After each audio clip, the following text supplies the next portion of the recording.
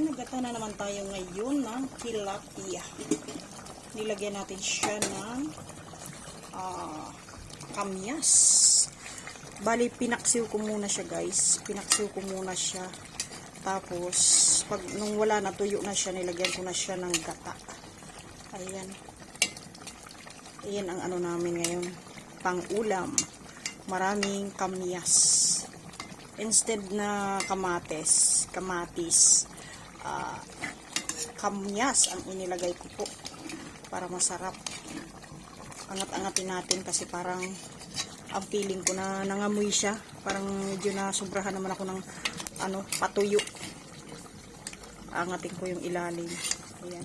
2 piraso lang to, guys. 2 piraso. Pero ang lalaki niya. Tingnan mo yung ulo. Ayan, napakalaki ng ulo. Sobrang laki. Ayan. O, diba? Yan ang aming ulam ngayong gabi.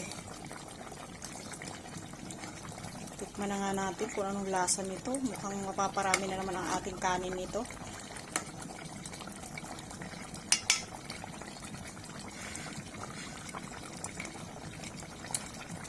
Oh my good night. Talaga naman ay sobrang sarap po. Yung sarsa pa lang, ulam na. So,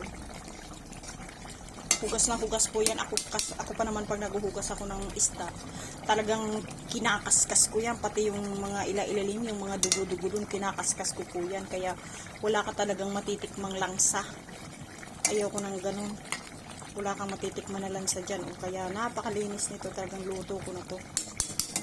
Kasi gusto ko yung wala akong maaamoy na langsa.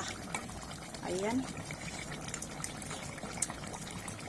Sobrang sarap, my God. Sobrang sarap po talaga. Sarsa pa lang po talaga. Talagang tatlong kanin kayo. Ayan. Diba? Ganun lang ang buhay.